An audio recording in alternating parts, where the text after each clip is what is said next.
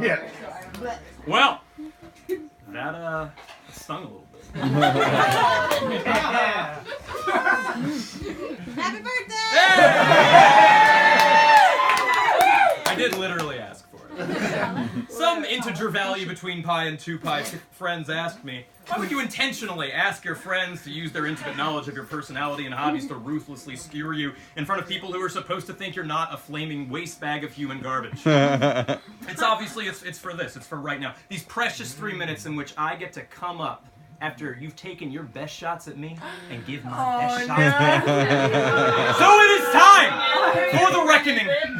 But, you know, on second thoughts I rarely have because I'm always right the first time. Why should we insult the people who were brave enough to write and come up here and perform for everyone else? You know, really good friends come up and they tell you when you have broccoli in your teeth. That's what they do. And it's all of you, the cowards or the nice people that didn't do that for your friend. All of you.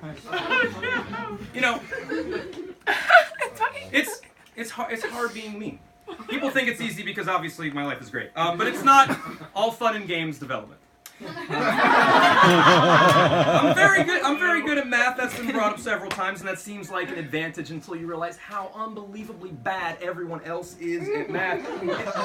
Imagine if, like, you guys were still capable of doing the percentages and ratios and Excel spreadsheet bullshit you can still currently do, and no one else on the planet knew what, like, multiplication was.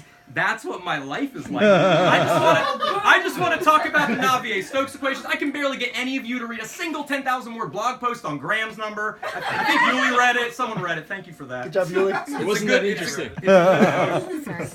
But that said, it would be disappointing if I didn't have a few choice words about the roasters that came up today. As a group, obviously, they're horrible people. Who goes up in front of a crowd to insult their friend on their birthday? That's shameful. Clearly, none of their mothers ever loved them.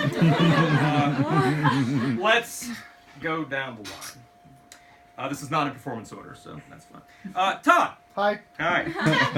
You maintain a close to 50-50 ratio of wins to losses in our various competitions because you assiduously avoid anything you'd lose at. Chess games? No, as we saw today. One-on-one basketball? No. Solving ancient riddles by deciphering the lost cryptics of the damned? You're a coward. Next. Coriel. Hi, Corey.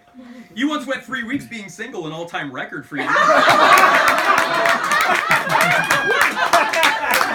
During which, as some of us know, including Holly, her mother, you started immediately dating a pretty douchey guy, and we saw this was not a sustainable state for you. Luckily, you Leslie noped right out of that and asked me, a genius, for help. You and Yuli are very welcome. Also, Game of Thrones sucks. Yuli often harps on the semantic differences between wizards and other types of mages, which is a very Yuli thing to do, in that wizards derive their power primarily via knowledge and learning. Ironic, then, that he cannot learn the wisdom to realize that Game of Thrones sucks. I swear, I'm like the only sane person in a valley of crazy people.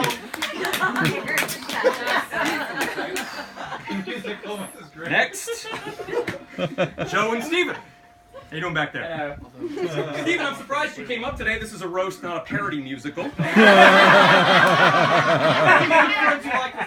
That's true. So I didn't know how you do. Luckily, you had Joe, a man who literally spends his days as a comedy television editor, desperately trying to make unfunny actors seem remotely competent at their job. Match made in heaven, man. Match made in heaven.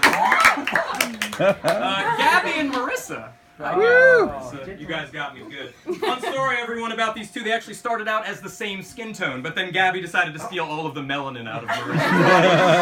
And here you have them. Legends say that if they're apart for longer than 15 minutes, they go to work on their social skills, but that's literally never happened.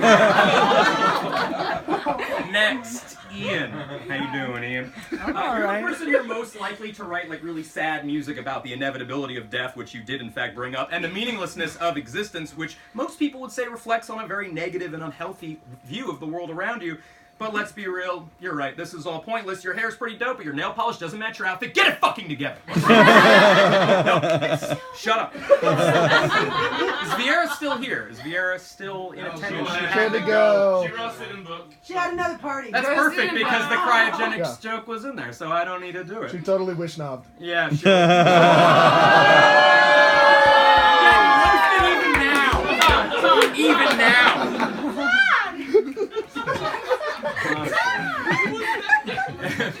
Anyway, those are our roasters, everyone. Round of applause. Well done all around. May we all find the broccoli in one another's teeth. And the best way to see that broccoli is when people smile. And luckily, I have a fantastic group of friends to make me do just that. Thank you, everyone, for coming. Cake is coming up in a second. I love you all.